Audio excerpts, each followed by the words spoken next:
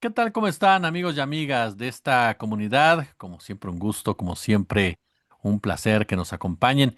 Pues vaya polémica que se ha estado generando alrededor de la reforma electoral dentro y fuera, incluso del gobierno encabezado por la doctora Claudia Sheinbaum, quien hoy en la mañanera dijo, pues ni siquiera hemos presentado realmente la propuesta, pero se trata de eliminar las listas de plurinominales, encontrar otra forma que haya una representación de las minorías, lo cual es innegociable. Las minorías tienen que tener una representatividad también, por supuesto. El punto clave de la disminución de los gastos de los partidos políticos y demás puntos que ha puesto la doctora Sheinbaum sobre la mesa. Por otro lado, el PAN dice es una ley Maduro, ¿no? Es la ley Maduro porque lo que quieren es prepararse cuando pierdan la simpatía popular que está muy pronto y quedarse con todo el poder. Y dentro de la 4T, el PT dice, pues no necesitamos una reforma electoral. ¿Qué pasa con esta reforma electoral, mi querido Andrés Reper? Siempre es un gusto saludarte. ¿Cómo estás? Muy bien, querido Jesús, muy buenas tardes. Saludos a tu auditorio. Muy interesado y muy curioso de justamente de todas estas expresiones que han comenzado a partir de la discusión. Y es que tenemos a una oposición, no le llamaré la derecha, simplemente diré la oposición, representada en partidos, en poderes fácticos, grupos de interés, academia, etcétera, que no es que no entiendan los mensajes que envió Pablo Gómez el lunes cuando tocó este tema, sino que los tergiversan, como es justamente su especialidad, porque les conviene a su interés político. Él dijo, no puede ser autónomo un instituto, porque, por ejemplo, autónomas son las universidades que se autogobiernan, tienen autonomía constitucional, pero el Instituto Nacional Electoral no puede autogobernarse. ¿A qué se refería?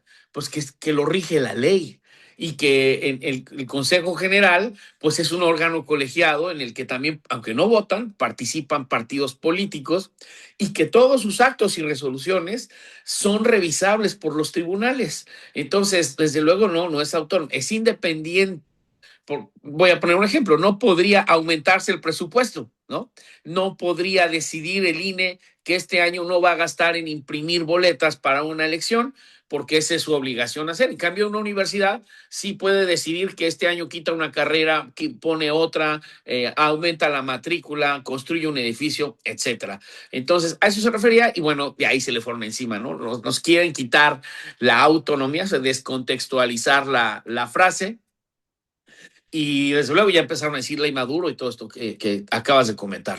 Es un tema muy interesante porque ayer lo comentaba yo, esta es la reforma electoral más discutida, más anticipada, más polemizada y debatida en la historia de México, más que las anteriores, porque esta estamos discutiéndola de muy diversas maneras y ángulos desde 2022.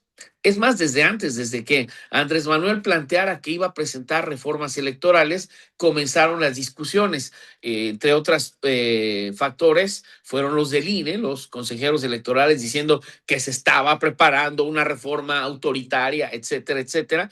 Y vimos cómo la primera reforma no pasó, ni siquiera atravesó el umbral de la Cámara de Diputados, porque los partidos que en ese momento estaban en la llamada moratoria constitucional no la dejaron pasar. Era una reforma muy interesante, algunos de cuyos aspectos están siendo rescatados en las ideas que están planteando ahora. Después, al no pasar esa reforma, el tamiz de la Cámara de Diputados, perdón, se diseñó una reforma legal, porque la otra era constitucional, y esta sí pasó, pero fue invalidada por la Suprema Corte de Justicia, el llamado Plan B. Y al final, en el 5 de febrero de 2024, el propio presidente de la República presenta el paquete de reformas, entre ellas la reforma al Poder Judicial, pero también acompaña una nueva versión de la reforma electoral, por cierto, diametralmente opuesta en algunos aspectos a la primera que presentó, por ejemplo, en el aspecto de la representación.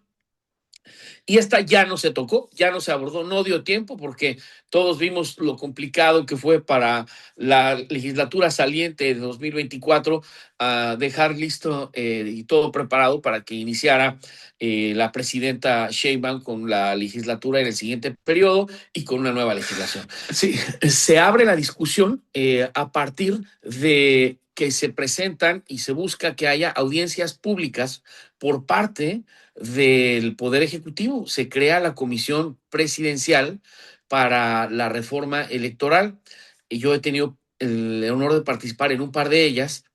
Y esta es solamente una parte de lo que compone el procedimiento de reforma. Digamos, el Poder Ejecutivo tiene facultades de presentar iniciativas, pero no nada más el Ejecutivo. Todos los diputados y todos los senadores, de manera grupal o individual, constitucional de presentar una iniciativa. Entonces, una vez que ésta se presente, que no se ha presentado, es más, no se ha terminado de confeccionar ni de escribir. Es una reforma que todavía está, bueno, la iniciativa del Ejecutivo todavía está en proceso de elaboración. Pero una vez que llegue al Poder Legislativo, seguramente el Poder Legislativo abrirá foros también de consulta y parlamento abierto para escuchar a todas las voces. Entonces, sin duda será la reforma más dialogada. Pero no solo eso, el INE ya presentó ante la Cámara de Diputados su propuesta de reforma elaborada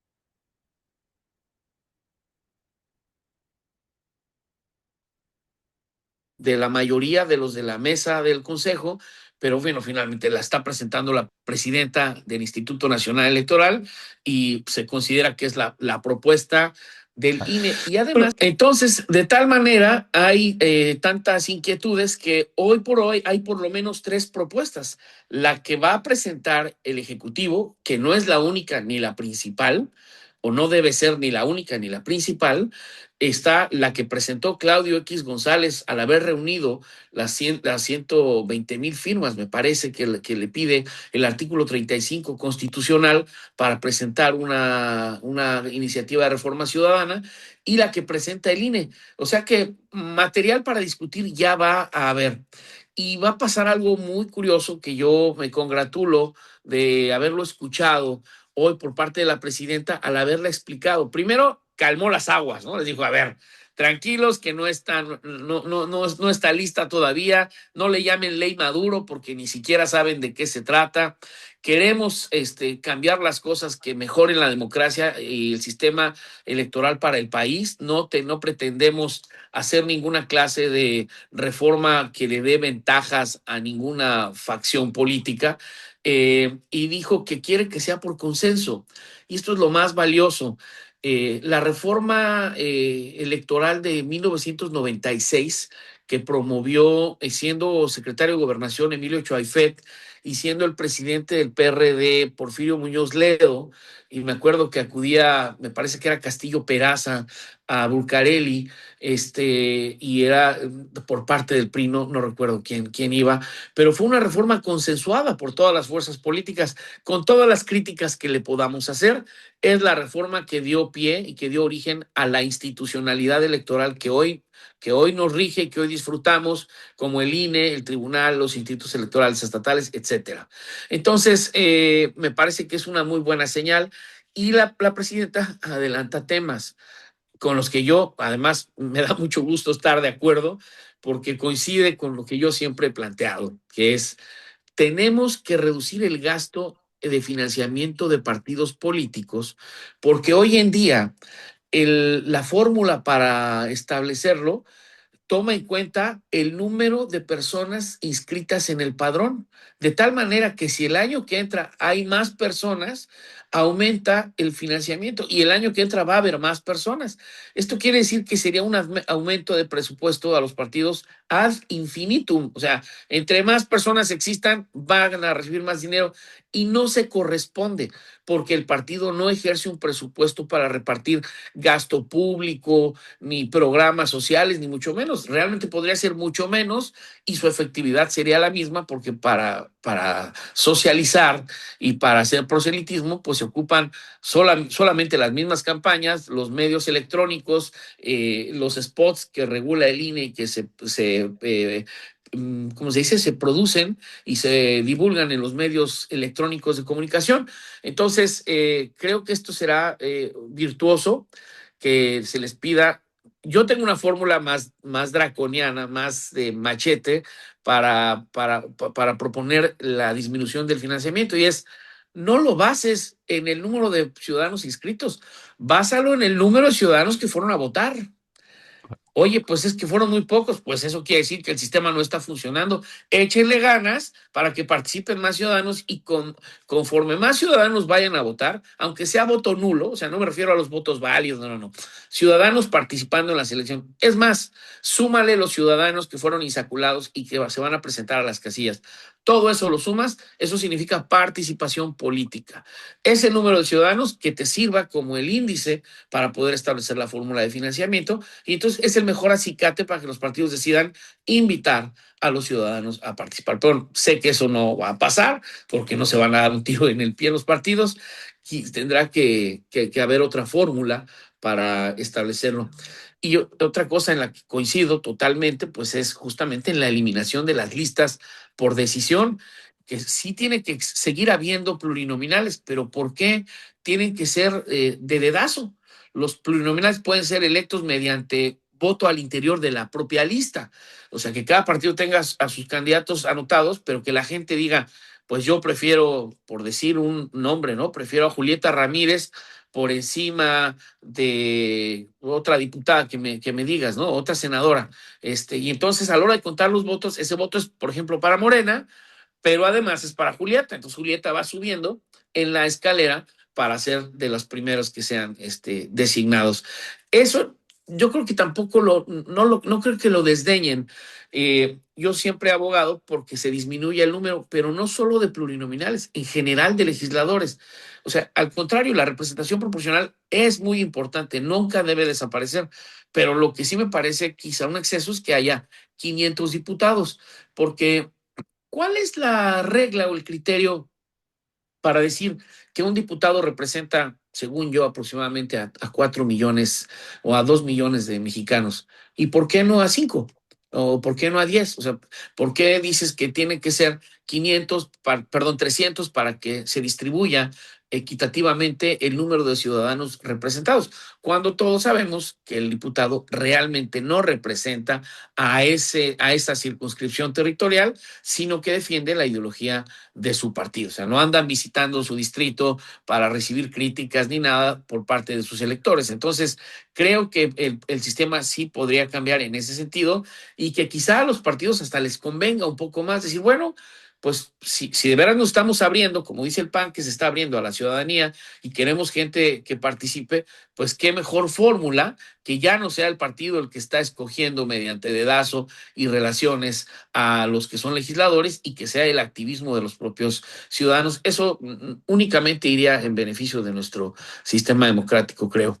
Y mencionó otra cosa, la presidenta, la democracia directa o Ujú. representativa, que haya más instrumentos como la consulta ciudadana, la revocación de mandato, los referéndums, los plebiscitos, y, por ejemplo, utilizó lo que ella conoce en la ciudad, que es el presupuesto participativo, que el Instituto Electoral de la Ciudad de México promueve elecciones en las colonias para que la gente decida en qué se gasta el presupuesto, cual me parece maravilloso, porque en muchos municipios de Tamaulipas o de cualquier lugar, pues los presidentes municipales pues, simplemente deciden con el cabildo lo que se les pegue la gana, en lo que se gaste el dinero, y a veces la gente no tiene ni voz ni voto y les hacen obras, glorietas, estatuas, puentes, etcétera, que nadie preguntó que se hicieran, que afean el paisaje y que a veces no va en relación con las necesidades de los núcleos poblacionales en estos municipios. Entonces, creo que es una reforma que además será, si me permites la expresión, anodina, porque justamente no tenemos por qué cambiar lo que está funcionando, aunque no nos guste cómo existe. ¿Qué no va a cambiar, creo yo, y que debería cambiar? Es porque antes había institutos electorales estatales nombrados por sus propios congresos, ejerciendo la soberanía de los estados en una federación. Y a partir del Pacto por México se dijo, no, para concentrar el poder y para que en esa concentración del poder negociaran los partidos de la derecha con el régimen del PRI, le pidieron que ahora estos consejeros fueran designados por los 11 consejeros del INE. ¿Con qué representación popular los consejeros del INE designan a los consejeros de los estados? ¿Mm? No existe legitimidad democrática para que hagan eso. Pero además, lo que era un sistema federal en el que cada quien hacía su trabajo, se convirtió en un sistema piramidal o vertical jerárquico. El INE, antes de 2014, no era jerárquicamente superior a nadie. Era el que se encargaba de la elección federal y así como el INE, de manera paralela, el Instituto de Tamaulipas hacía las elecciones locales, incluyendo desde luego la del gobernador, diputados y presidentes municipales, y así era en todo el país. Si había controversias, las resolvían los tribunales electorales nombrados por los propios congresos estatales y en caso de revisión entraba el sistema federal, como en el sistema de justicia normal entra el juicio de amparo, acá entraba el Tribunal Electoral del Poder Judicial de la Federación a través de sus 5 salas, cada una por cada una de las 5 circunscripciones electorales del país. Y ahora resulta que no. Desde 2014 tenemos que el INE es el jefe de los institutos electorales locales. La Constitución le dio una serie de atribuciones absurdas, entre ellas la posibilidad de en cualquier momento decidir con 8 de 11 votos, decidir que entra y que le quita cualquier función a cualquier órgano para ejercer una facultad de atracción y él llevarla a cabo, o él regularle partes de su elección o absorber totalmente toda la elección. No solo eso, también puede, con 8 de 11 votos, remover a los consejeros electorales por causas que consideren los consejeros. Entonces, además hay un garrote de los consejeros electorales federales encima de los consejeros estatales. Y yo conozco a muchos estatales, entre ellos a los de Tamaulipas, que se quejaban de que venía aquí Ciro Murayama y Lorenzo a regañarlos y a decirles, ustedes tienen que hacer como si fueran parte del INE. Y de hecho, de alguna manera lo eran, porque a partir de esa reforma, el INE les revisaba a su servicio profesional electoral, también se le retiró la facultad de fiscalización a los órganos estatales. Entonces, y pasaron cosas y excesos como la anulación de la candidatura de Félix Salgado o de Morón en Michoacán. Entonces, esto significa rediseñar el sistema. Yo no sé si llegue a tanto, si la reforma llegue a ser de tal calado. Yo creo que no le van a entrar porque es tener demasiado ruido en un momento donde ya hay mucho ruido en el país por muchos factores, por el factor Trump, el factor revisión de TLC, la elección del año que entra, que va a ser no solo de diputados federales, sino de algunas 19 gobernaturas, o 13, no, pues son 19 o 13, diputados locales, presidentes municipales y la mitad del Poder Judicial que no se votó en 2025, más los poderes judiciales que no hicieron elección, que son como 19, que van a tener que elegir a sus jueces y magistrados locales. Entonces, esta reforma tendría que estar lista el 31 de mayo porque la Constitución no permite que haya cambios constitucionales o legales en las elecciones 3 meses antes del inicio del próximo proceso, que será en septiembre ya de este año. Entonces, yo creo que una decisión sabia, salomónica, un poco agridulce o descafeinada, será hacer una reforma modesta que quizá aborde el tema del financiamiento, de la representación de la democracia, y yo creo que al menos deberían entrarle a los medios de impugnación para hacerlos más eficientes y más accesibles a la gente, pero no creo que vaya mucho más allá, aunque estoy especulando. En una de esas nos presentan una reforma de gran calado como la que presentó Andrés Manuel en 2022 y en 2024. Mi querido Andrés Reper, siempre es un placer escucharte, platicar contigo y aprender de ti. Yo te agradezco muchísimo estos minutos para la comunidad. Yo te agradezco a ti, Jesús, que tengas muy buena tarde y estoy a tus órdenes y en contacto.